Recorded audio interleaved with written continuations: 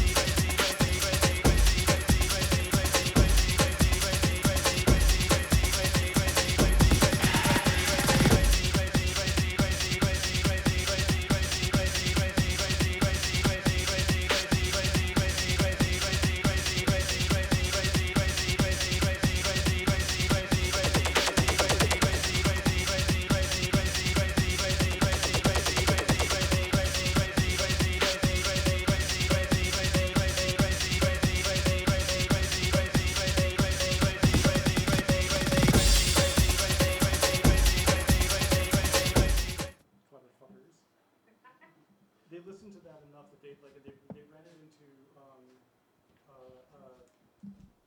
so they ran that into distortion enough that that started to come out, and they just started playing it on a piano, and they realized that is the melodic heart of that sample, and why just repeating this word crazy over and over and over again suddenly fucking becomes musical, sweetheart, right?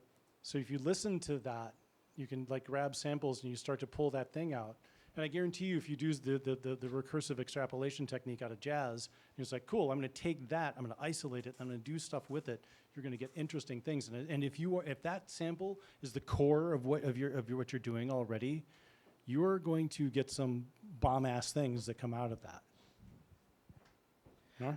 I think one of my favorite things is sometimes in you'll see it a lot in like trancey songs where they kind of take the vocal and they gate the shit out of it, and all of a sudden it becomes the synth, and then it comes back in and it's the vocal, and then it comes back out and it's the synth, and yeah. Right. So that, by the way, I'm going to argue that is an orchestration technique.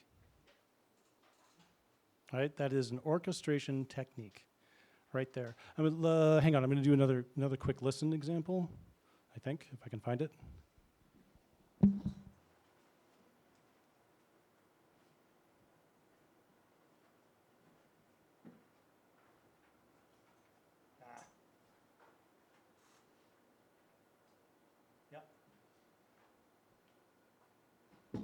Okay, so this is Steve Reich, Music for 18 Musicians. Sorry.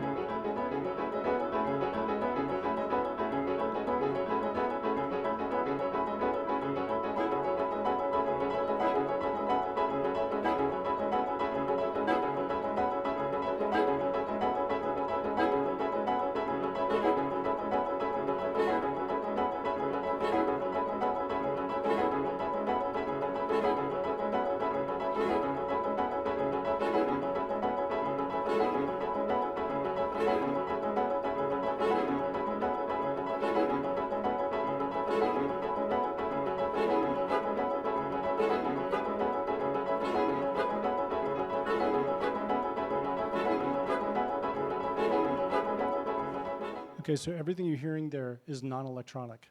It's all acoustic. By the way, if you ever get a chance to see Music for 18 Musicians live, I promise you it will be a transformative experience for you. It is 54 minutes long with no breaks in it, and it's all acoustic, and it is incredible. Yeah.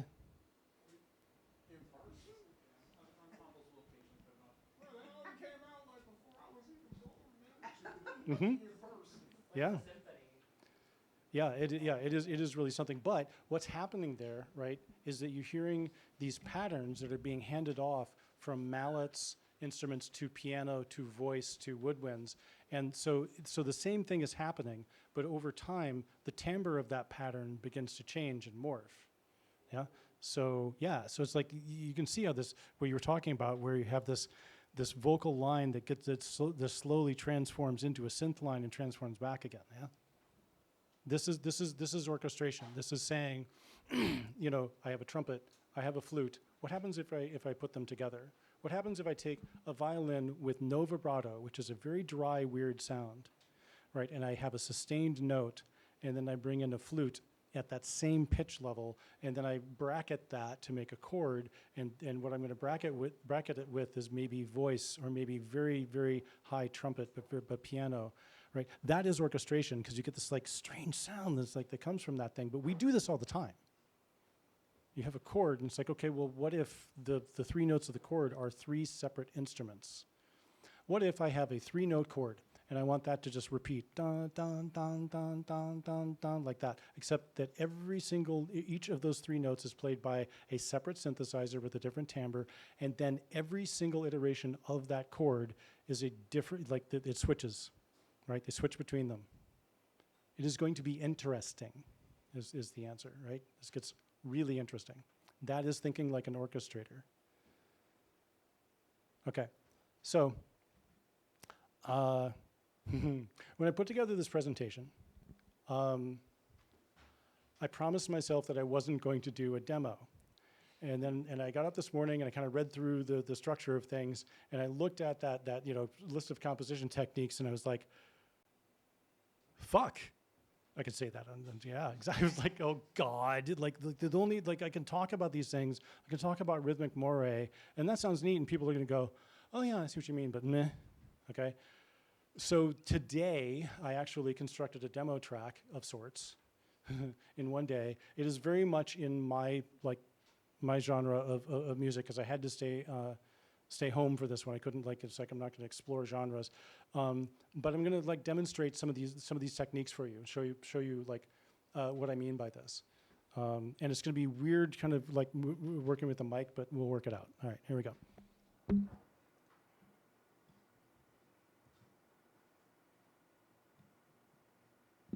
Okay, so I'm going to start with a fairly well-developed, here's this just repeating pattern that I put together.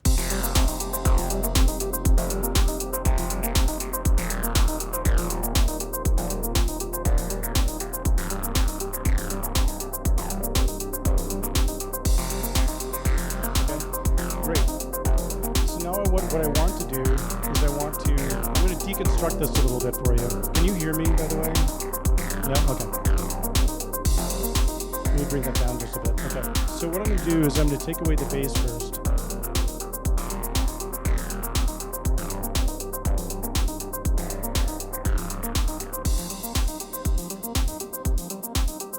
Okay, so now that's gone. Oh wait, actually, hang on. I'm going to give you the bass back for a second. I want to just introduce one quick thing here. Okay, I'm going to add something to this real quick. I'm hoping you're going to hear it. So, and that's a Congo drum.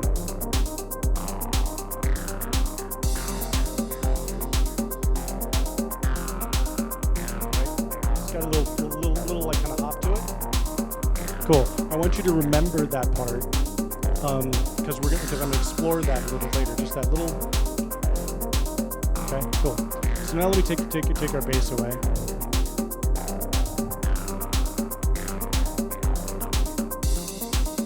Okay. So now the part that stands out is this arpeggio, right? So it's a very simple arpeggio. It's just like rising arpeggio. It's all 8 after 8 notes. You can just repeats, right? Cool. Somebody just made an adjustment to my microphone. Thank you for that. Okay, cool. So let me take that away. Right. So now I've just got percussion. So it's just bass and arpeggio, right? And it's just percussion. Boom. Boom. Right, cool. All right. So take out the hi-hats.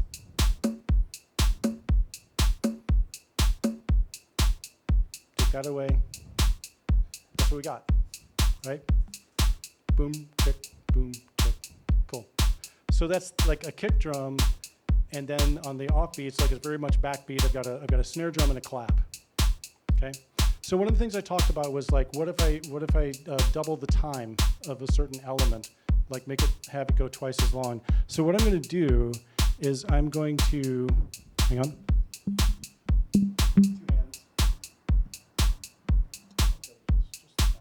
Okay, cool. So now what I'm going to do is I'm going to separate the drum, or the snare drum, and the clap.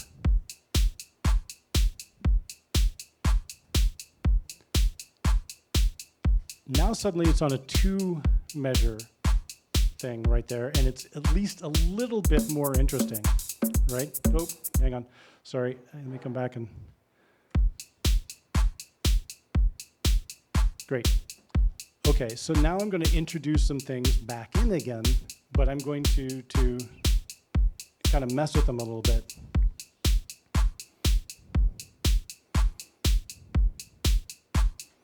So the first thing is I'm going to do. I'm looking at my kind of notes here. Yeah, cool. So I want to talk about that Congo, right? If I put the Congo in on a street like, right? The first thing I'm going to do is I'm going to change that rhythm, and I'm going to make it a 4/5.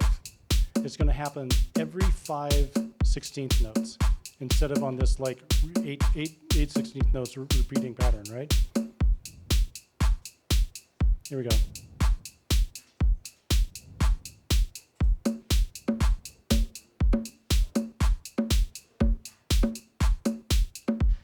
already it's like, oh, that's kind of an interesting groove, right?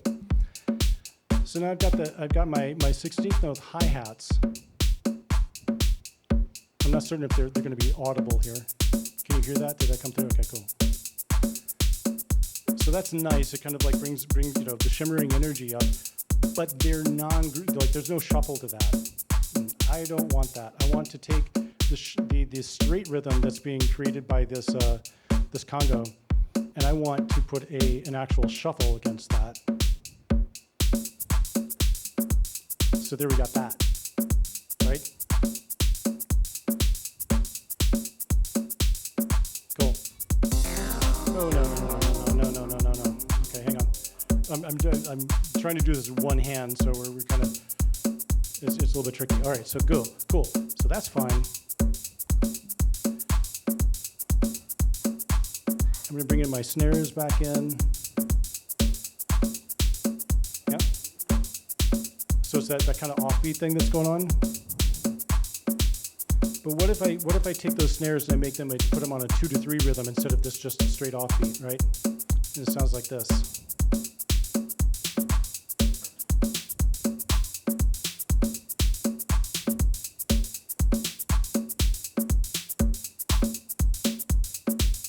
So you can hear, all I did, like it's the same parts. I've changed nothing. I've just changed I'm just doing this rhythmic moire to it, right? Okay.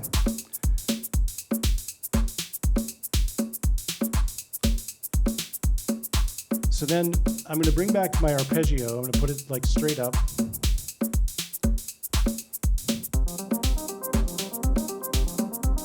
Sounds more interesting with that kind of rhythmic thing going on in the background, right?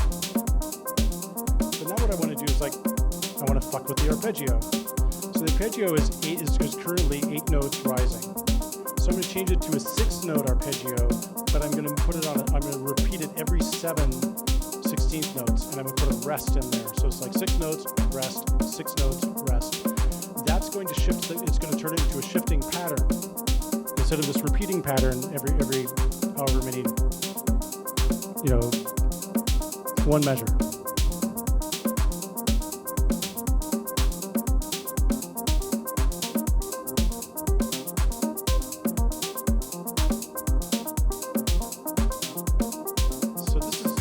So all of a sudden this gets interesting, right?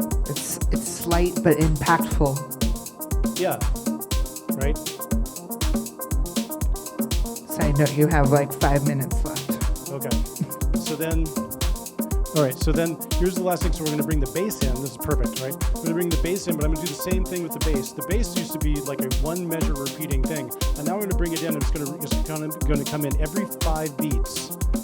Right, which is weird in 4, but I'm going to force it to recycle every 2 measures. Here's what that sounds like.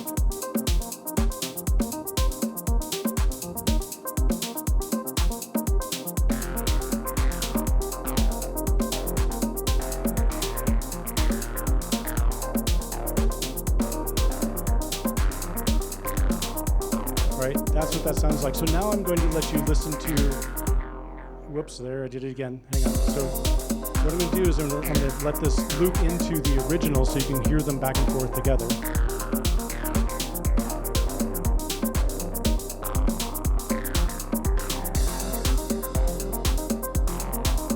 So that's the original, right? And it's like every measure, it's back on the same thing. It's not as interesting as this. That has way more groove to it, right? Cool. So that's what I mean by rhythmic moire. Take the stuff that you have and just make it like, I'm just like, okay, this occurs every 4 eighth notes, make it occur every 5 eighth notes. And run that as a loop and listen to it. And I guarantee you're going to, like, one of 3 things happen. 1, it's garbage. Forget it. 2, it's interesting, and only this one little measure is really cool. 3, neat. Okay? So it will get you out of, like, if I'm stuck in this thing, you do that, and it pushes you out of it. So now I'm going to come back. I'm going to do one last little thing because we're wrapping up in 5, but this is perfect. This is what I want to end on.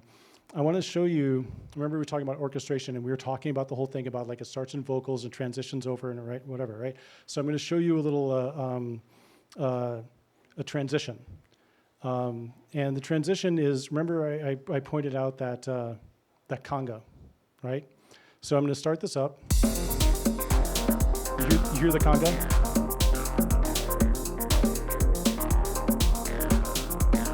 Okay. Listen to that very carefully.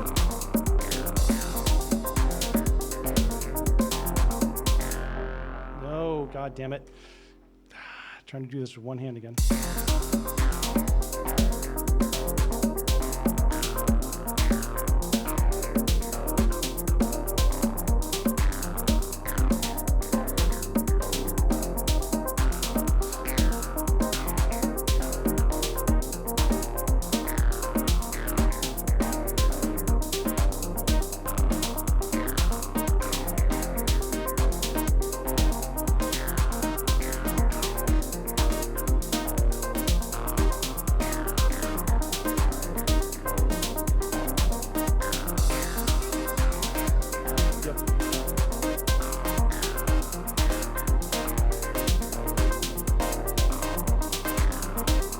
Harmony.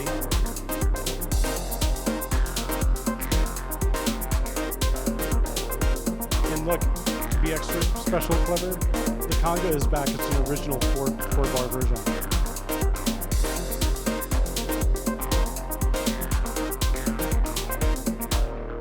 So that's what I mean by thinking like an orchestrator. I'm going to take this one little interesting element that's back over there. I'm going to reorchestrate it. I'm going to crossfade across it, and it becomes this really neat transition. I didn't change anything with that transition aside from just shifting it from one voice into another voice, and it becomes this like suddenly the lead of the whole thing, and I've generated a whole bunch of interest out of something that was extremely plain to begin with, right? Now this is my, like you're listening to the stuff that's like my stuff, but I guarantee you that if you do these kinds of things, if you go to find the thing where you're stuck and start fucking with it this way, you're going to find yourself shifted off from where you were before, right? All right, that's it. That's all I got for you. All right, round of applause. You've been very patient. Oh, that was great. Thank you. Appreciate that. And now, are you open for people contacting you for questions or anything? And what is the best way to do that if anyone's interested in learning more about what you got to teach? You're ready to speak. You're getting feedback. Ooh. Yeah, that's okay. It's just a cheap projector. Yeah, are you getting feedback? Is that what's happening? No. Okay, cool. Sorry. Okay, I am definitely available for contact. I will share my email address in some fashion. Because you're not really on socials very much. I'm not on socials. Is a terrible way to contact me because you can't. Okay. So email or text or anything else along that line, I am super happy to sit and talk with any of you. I'm super happy to sit down and listen to your stuff and be like, okay, well, here's what I would do with that. Yeah. Consult or anything else along that line. Awesome. I love this topic. I love talking to people who love talking about this topic. I never get to, so yeah. You will get tired of talking about this before I do. All right, one more round of applause. All right. Well, we're going to go immediately into track feedback without a break.